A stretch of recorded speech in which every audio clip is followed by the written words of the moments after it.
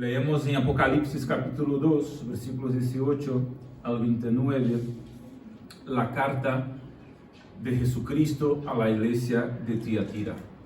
Primeramente, recordaros que las 7 cartas tenían o tienen básicamente la misma estructura: la presentación, elogios, desaprobación, exhortación y promesas.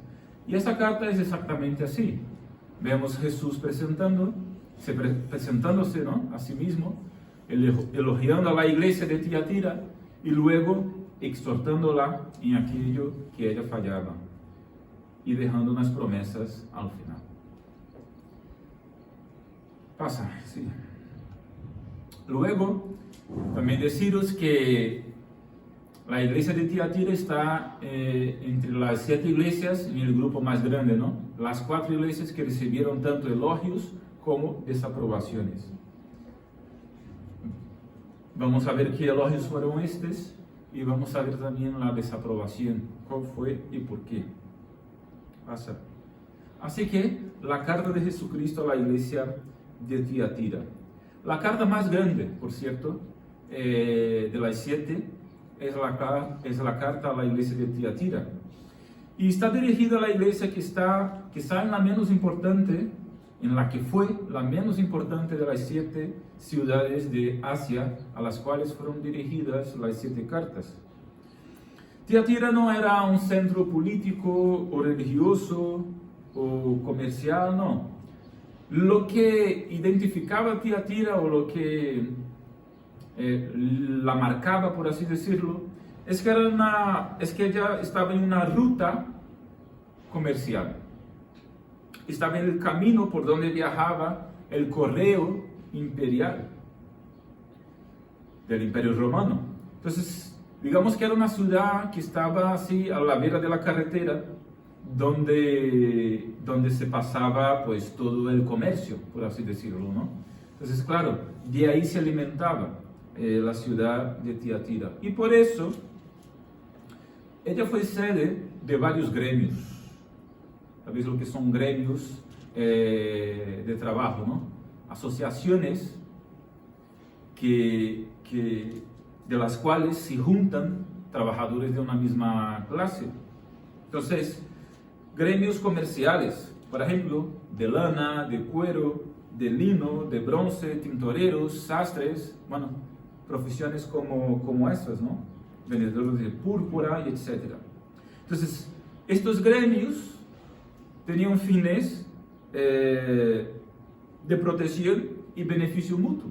Yo creo que, como a día de hoy, ¿no?, tenemos esas asociaciones, estos gremios, ¿no?, de comerciales, y así pues se protegen mutuamente y digamos que ayudan también, se ayudan mutuamente, y por ahí va. Bueno, eso ya existía en aquel tiempo, y digamos que la ciudad de Tiatira estaba llena de esos gremios, ¿verdad? Entonces, muchos de esos gremios, por ejemplo, a día de hoy, en aquel entonces también, pues tenían actividades sociales, recreativas, etc. Bueno, así que sería casi imposible ser comerciante en la ciudad de Tiatira y no pertenecer a algunos de esos gremios, a algunas de esas asociaciones. ¿Cuál es el problema? El problema es que estos gremios, esas asociaciones comerciales, siempre tenían también una deidad titular, como si tuvieran un santo, ¿no?, que les, según ellos, les protegía. Entonces, ¿cuál es el problema para los creyentes? Es que estos gremios, esas asociaciones, bueno, eran asociaciones formadas por gente pagana, y todas ellas tenían deidades particulares, privadas, a los cuales los que formaban parte de aquella asociación, de aquel gremio, pues la adoraban. Entonces se reunían para distintas ocasiones, fiestas, comidas, recreación social, reuniones de trabajo, y allí pues comían comidas y esas comidas normalmente estaban sacrificadas y dedicadas y consagradas a los dioses que eran como que los patronos de aquella asociación, ¿verdad? Y no era anormal, lo contrario, era muy normal que las fiestas, que las reuniones de estos gremios terminaran siempre pues en fiestas de libertinaje de alguna forma, porque la mayoría de aquellos dioses paganos pues digamos que la adoración a ellos llevaba a eso, ¿verdad? Entonces ya podéis imaginar el dilema de los creyentes que se convertían en la ciudad de Tiatira y que eran comerciantes, ¿no? Comerciales, por así decirlo, que trabajaban en el comercio, que era la mayoría de la ciudad. La ciudad pues vivía de eso. No era una ciudad muy grande, no era una ciudad muy así. Ella vivía básicamente del comercio porque estaba en la ruta de eso. Entonces, muchos de los creyentes que se convertían en la iglesia, pues quizá venían de ese trasfondo, ¿no? Eran gente que trabajaba en el comercio y que a lo mejor formaba parte antes de alguna de esas asociaciones, de esos gremios comerciales. Y ahí estaba el dilema del creyente de Tiatira, participar o no de esas asociaciones. Y es un poco a partir de eso bueno, ese es un poco del contexto de la ciudad de Tiatira a la cual esa carta fue escrita, y sabiendo eso podemos tener una idea. Vamos a ver versículo por versículo aquí el porqué de algunas desaprobaciones y de algunas cosas que estaban ocurriendo en la iglesia de Tiatira en ese sentido, ¿no? Porque se queda la pregunta, y es una buena pregunta, la cual nos enseña a partir de eso, ¿no? ¿Qué deben hacer los cristianos en estas circunstancias? No participar de sus gremios era prácticamente un suicidio comercial, porque se perdía la protección y se dejaba de hacer negocios.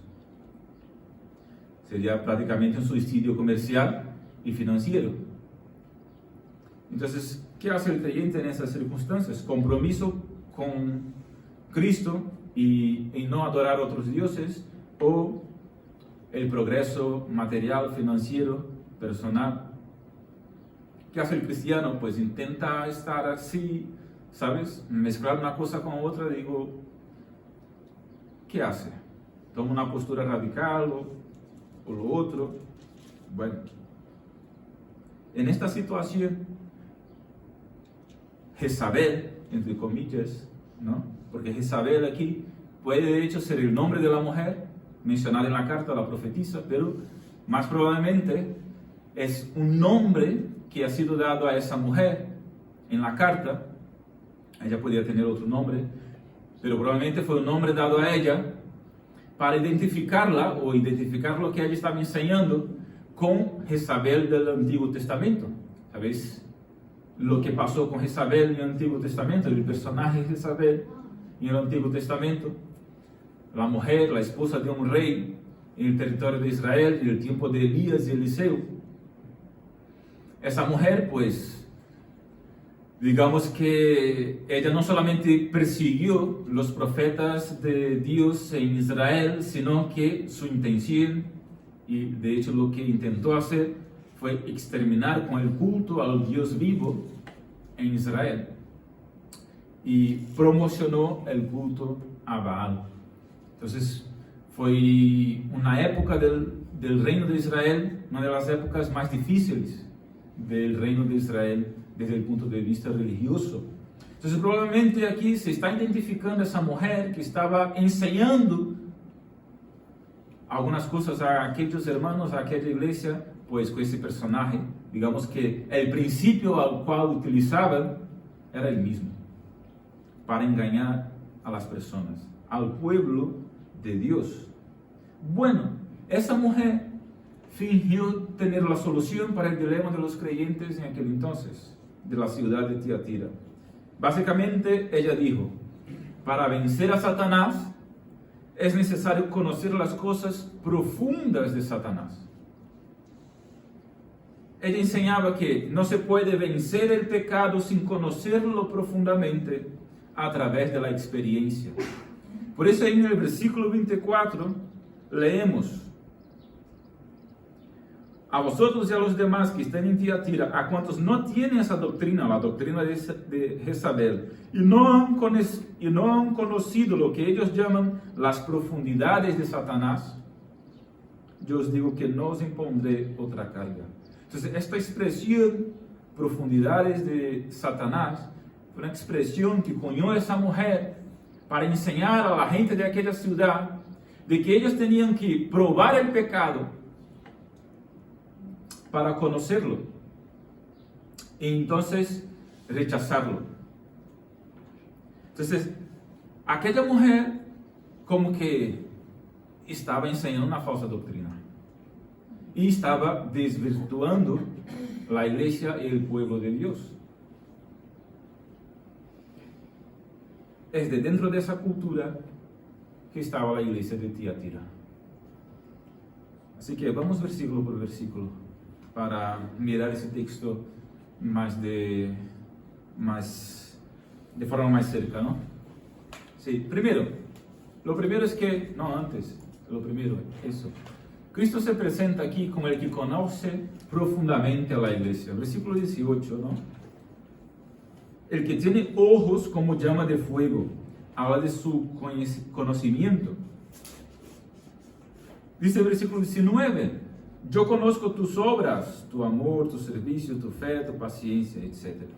Versículo 23, a sus hijos heriré de muerte, todas las iglesias sabrán que yo soy el que sondea la mente y los corazones. Perdón.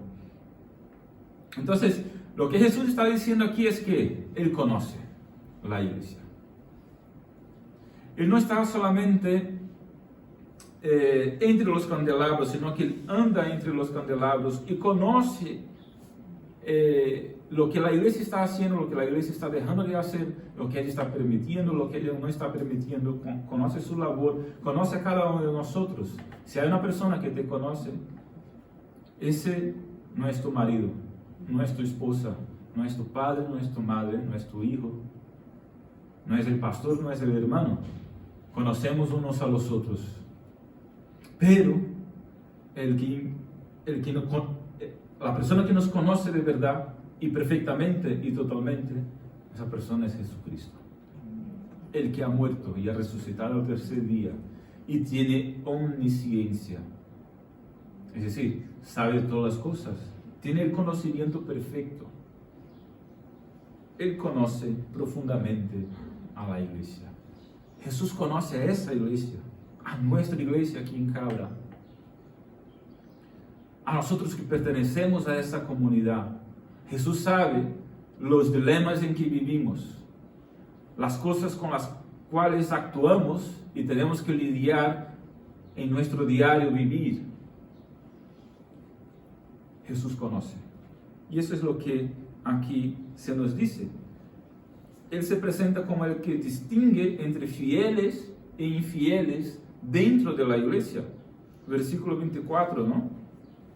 Vosotros y a los demás que están en Tiatira, a cuantos no tienen esa doctrina, lo que Jesús está diciendo es, yo conozco quien tiene esa doctrina y quien no la tiene. Yo sé la diferencia. A lo mejor el trigo crece junto con la cizaña, como Jesús dijo en los evangelios, y no podemos identificar muy bien, no sabemos muy bien, pero Jesús sabe quién es trigo y quién es cizaña. Él sabe distinguir entre fieles e infieles, y en aquel gran día no habrá forma de engañarle. Incluso a día de hoy no hay forma de engañarle. Y es verdad que podemos incluso engañar a mucha gente por mucho tiempo, pero no por siempre. Así que cuidemos las máscaras, porque un día nuestras máscaras pueden caer. Bueno, Segundo, versículo 19.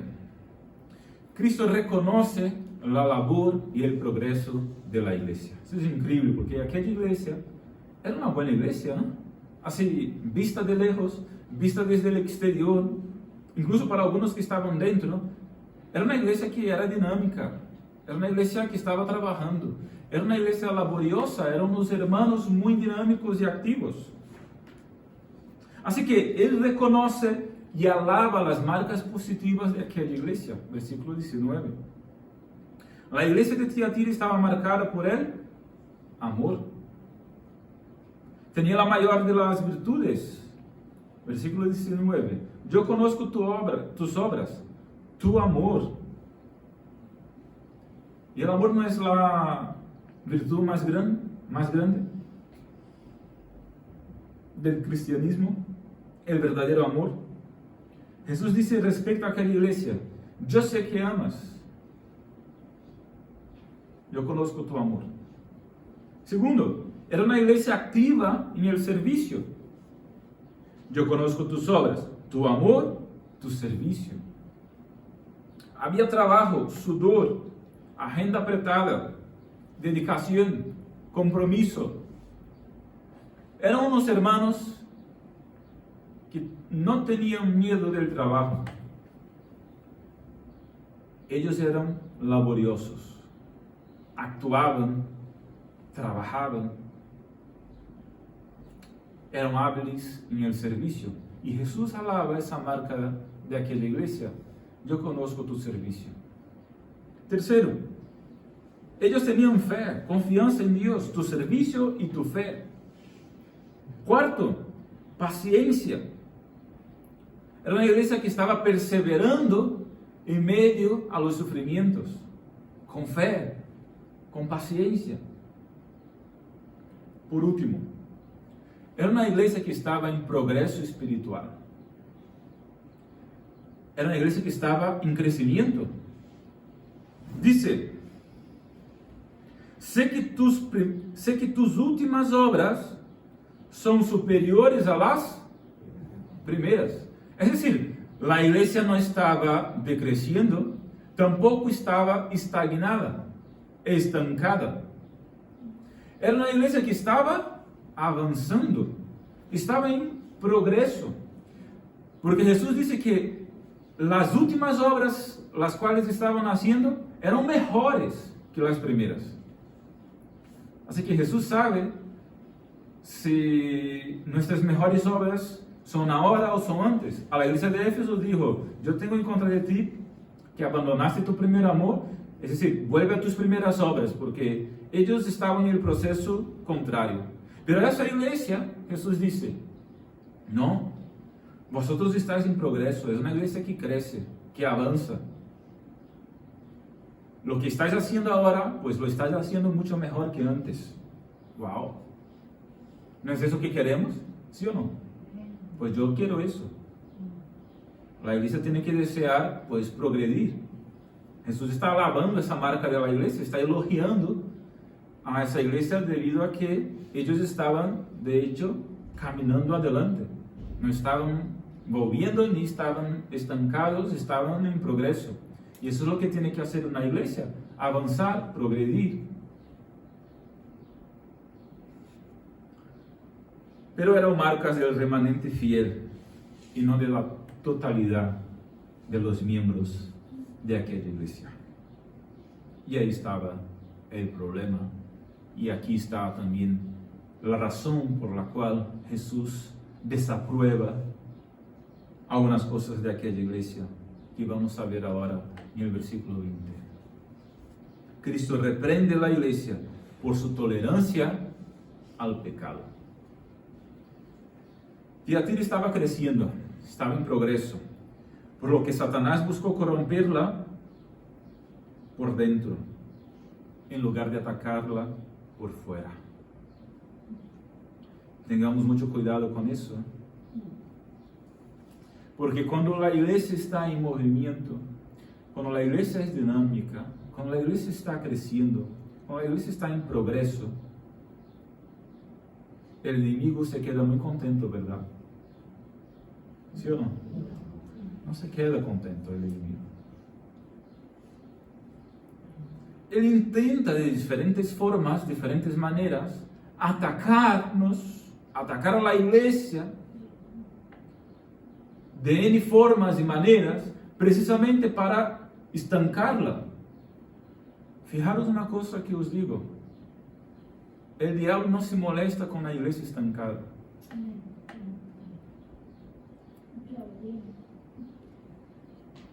Porque no hace ruido, no incomoda al infierno. Pues se queda muy contento con la iglesia estancada. No tendrán problemas, no tendrán muchas dificultades, seguirán por ahí. Pero cuando una iglesia, unos hermanos, están en progreso, están en crecimiento, pues pueden surgir bastantes ataques. Eso es normal. Eso no me sorprende para nada. Porque eso pasa en cualquier sitio. Antes de que Jesús reprendiera a la falsa profetisa, Jesús reprende a la iglesia. Reprende a la iglesia ¿por qué? Por ser tolerante con las falsas enseñanzas y la falsa moralidad, con aquello que aquella mujer estaba haciendo en su ambiente, la Jezabel. Cuando menciono aquí la mujer, pues me refiero a Jezabel de la carta a Tiatira, ¿no?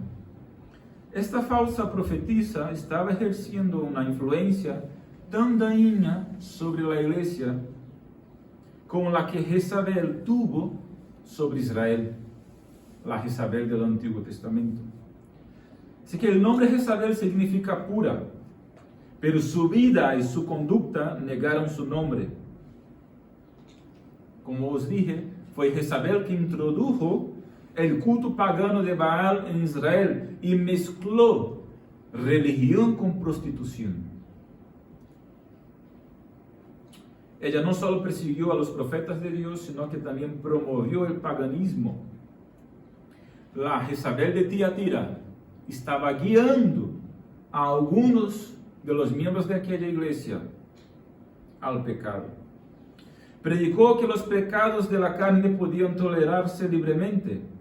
Y como os dije, versículo 24, enseñaba que para vencer a Satanás era necesario conocer sus cosas más profundas por medio de la experiencia personal.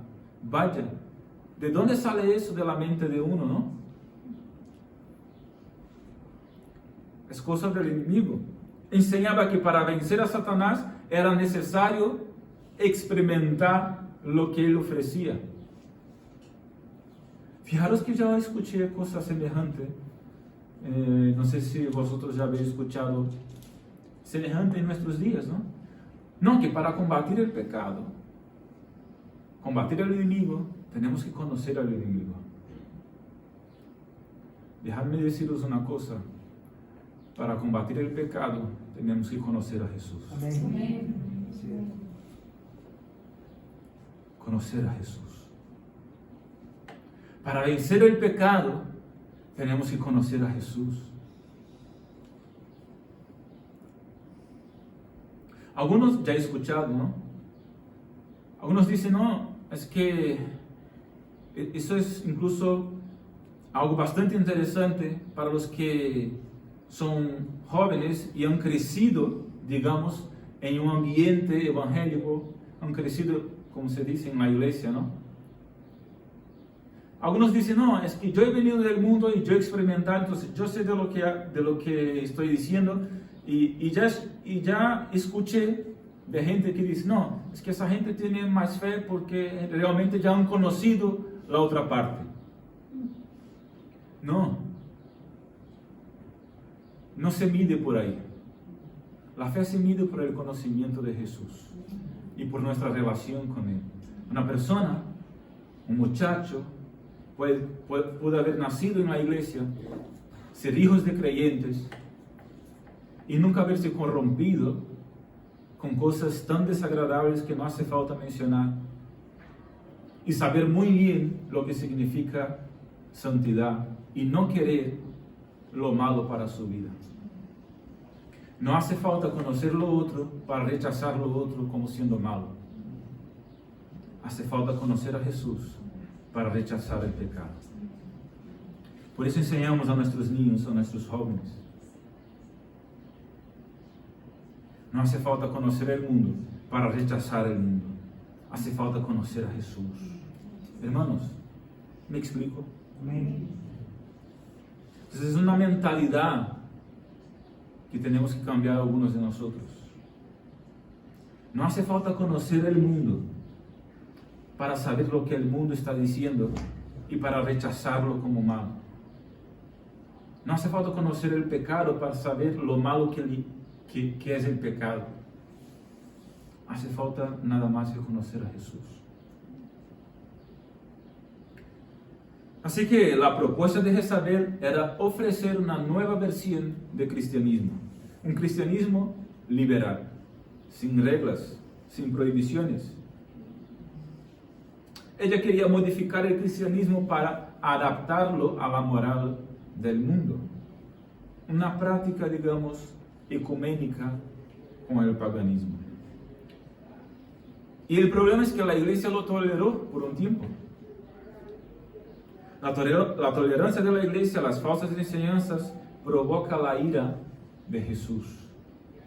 Vivimos en un tiempo en que se alaba la tolerancia, pero la tolerancia al pecado es dañino. Se dice todo es amor, pero el amor disciplina. Entonces, nosotros somos intolerantes para con el pecado. Amamos a todas las personas, obviamente. Queremos a las personas. Queremos a los pecadores. Pero no toleramos el pecado en nuestra propia vida, en la vida, pues, de la iglesia. Y cuando digo no toleramos el pecado, no significa que somos desagradables con las personas, o dejamos de querer a las personas o respetarlas. No, respetamos. Pero tenemos nuestra propia opinión y nuestra propia forma de ver el mundo, bíblicamente hablando. Y no toleramos lo que consideramos pecado en nuestras vidas y en la vida de la iglesia. Así que respetamos a los demás y también queremos que nos respeten a nosotros.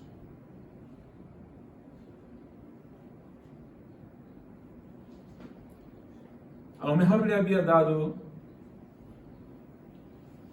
a la iglesia o de Tiatira, ¿no?, mucha oportunidad a aquella persona.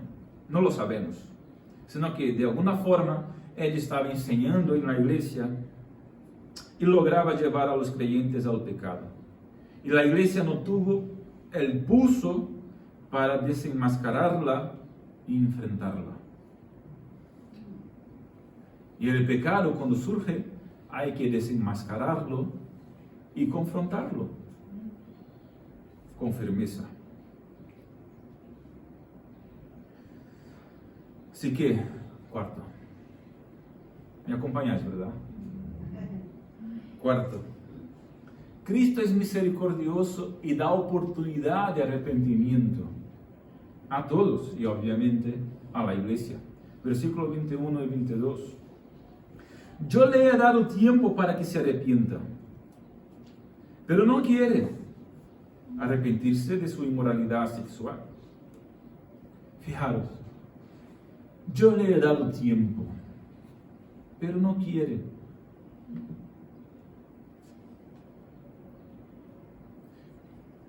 Antes de que Jesús trate a la iglesia con juicio, la confronta en misericordia. Es paciente, es sufrido. Pero llega un momento que se acaba el tiempo. No se complace en la muerte de los impios. No quiere que nadie se pierda. Él llama al arrepentimiento. Él da tiempo para que el pecador se arrepienta. Cada día es un tiempo de gracia, una oportunidad para volverse a Dios. Pero las puertas de la gracia están abiertas. Los brazos del perdón están extendidos.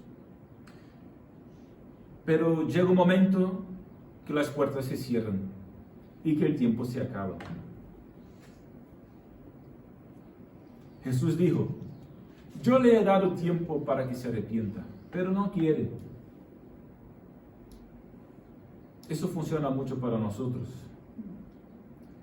Nosotros como iglesia, la iglesia en sí, tiene que dar tiempo al arrepentimiento de los miembros, de las personas. Pero si uno no quiere, no quiere. No podemos forzar porque no tenemos esta capacidad. Y cuando uno no quiere, no quiere. Entonces la iglesia tiene que lidiar con firmeza con la persona que no quiere arrepentirse, con el impenitente. Es decir, la persona que confrontada no quiere arrepentirse.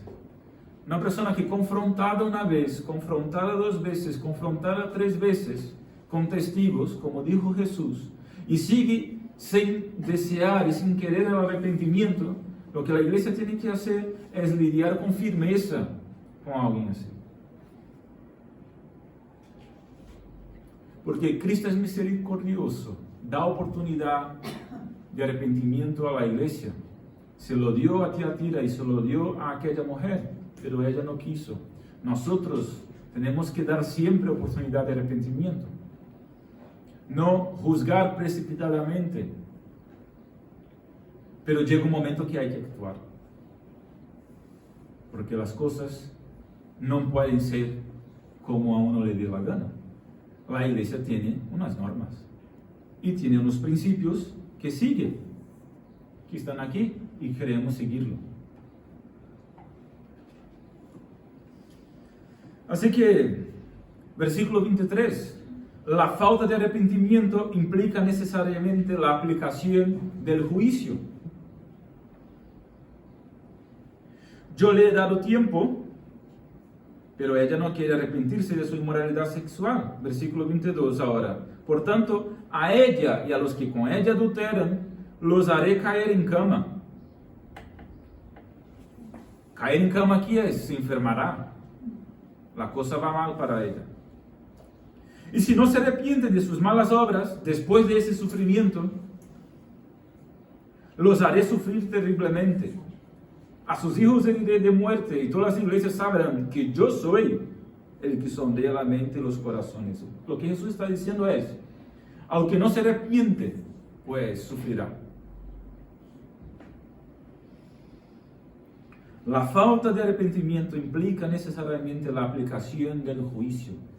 Dios juzgará a los que no se arrepienten.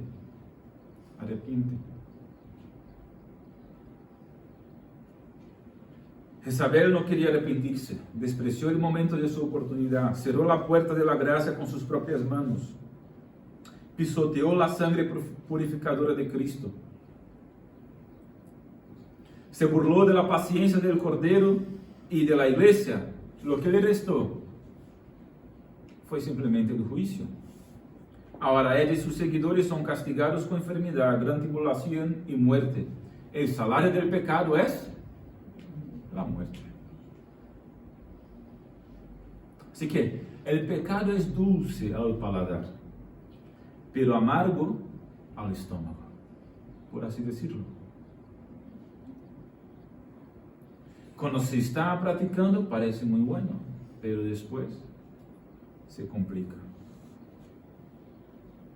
Quinto, Cristo recompensa a los que permanecen firmes, versículos 24 al 29. Y ese es el último punto de nuestro mensaje en esta tarde. Es posible, queridos hermanos, permanecer firme incluso cuando otros se desvían. Versículo 24. A vosotros, pero a vosotros y a los demás que están en Tiatira, a cuantos no tienen esta doctrina y no han conocido lo que ellos llaman las profundidades de Satanás, yo os digo que no os impondré otra carga, pero lo que tenéis, retenedlo hasta que yo venga. Es decir, había gente allí que permaneció firme, dando el testimonio y viviendo en santidad. Por eso es posible permanecer firme incluso cuando otros se desvían.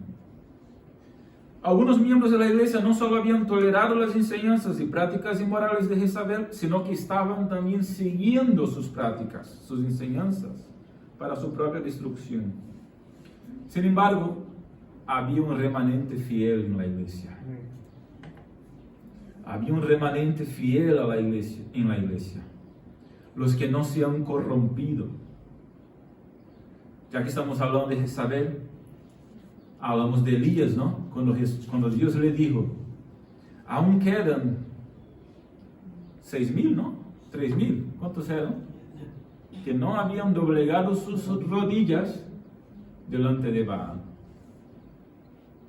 Porque Elías estaba pensando que todo el pueblo de Israel estaba corrompido. Y Dios se presenta a Elías y dice, no. Hay un remanente en el pueblo de Israel. Hay unos 3,000 que no han doblegado sus rodillas a Baal. Lo que está diciendo aquí Jesús a esa iglesia es, vosotros que sois los 3,000 que no han doblegado sus rodillas, vosotros que sois el remanente fiel, los que habéis permanecido firmes, mirad que hay recompensa para vosotros. Hermanos, hay recompensa para los que permanecen fieles al Señor y a su palabra. Aquellos hermanos se aferraron a la verdad, se aferraron a Cristo, y la verdad es que estos estaban libres. El yugo de Cristo es fácil y ligero. Los mandamientos de Dios no son gravosos, no son cargas.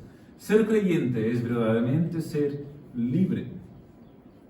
Es posible permanecer puro en conducta, incluso cuando otros están corrompidos. Versículo 25. Dice, lo que tenéis, retenedlo hasta que yo venga. Es necesario comprender que ya tenemos todo en Cristo para una vida plena. Lo que está diciendo Jesús es, vosotros ya tenéis a mí, retened lo que tenéis, hasta que yo vuelva, porque esto es lo suficiente, eso es todo lo que necesitáis, retened. Uno de los grandes engaños de Satanás es engañar a los creyentes para que piensen que necesitan buscar cosas nuevas para tener una experiencia más profunda con Dios. La verdad de Dios es suficiente. La cosa nueva está aquí. La cosa nueva está aquí. No necesitamos nada más. Todo está hecho.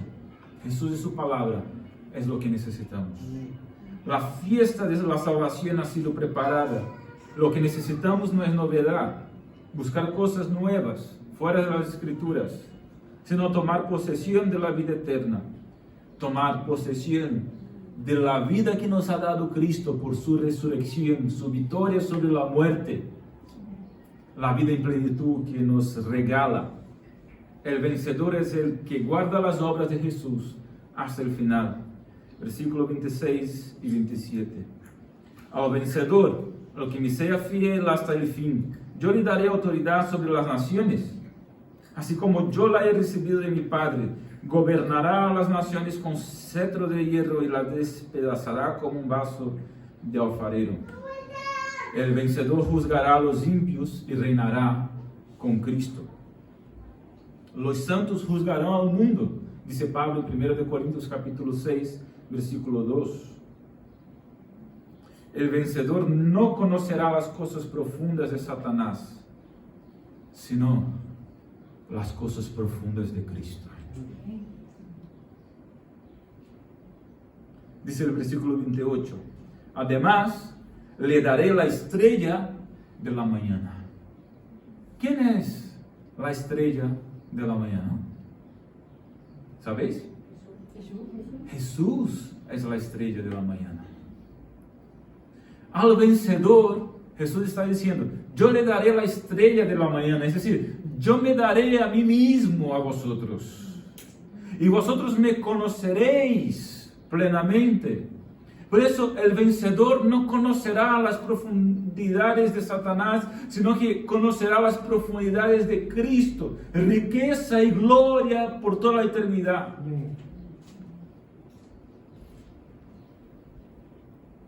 Los salvos recibirán la estrella de la mañana. No solo recibirán cuerpos gloriosos que resplandecerán como estrellas en el firmamento, porque Cristo resucitó y nos resucitará a todos que en Él creemos, y recibiremos cuerpos gloriosos y viviremos para siempre con Él. Como Él tiene el cuerpo glorificado, nosotros también lo tendremos, los que de hecho creemos en Él. Pero no solamente recibiremos esos cuerpos gloriosos que resplandecerán como estrellas en el firmamento, sino que también conoceremos a Cristo. Y lo conoceremos así, sin impedimento del pecado. Lo conoceremos perfectamente. Sondearemos las inescrutables profundidades de las riquezas de Cristo nuestro Señor y Salvador. Y tendremos toda la eternidad para experimentarlo. Y si tú eres un cristiano, eso tiene que llenarte de gozo. Amén. Porque este es nuestro anhelo más grande. Conocer profundamente a nuestro Salvador y nuestro Señor. Amén. El que tiene oído, oiga. Lo que el Espíritu dice a las iglesias. ¿Tienes oído? Pues que oigas lo que el Espíritu dice a las iglesias. Esta carta no es una carta solo para Tiatira, es para nosotros.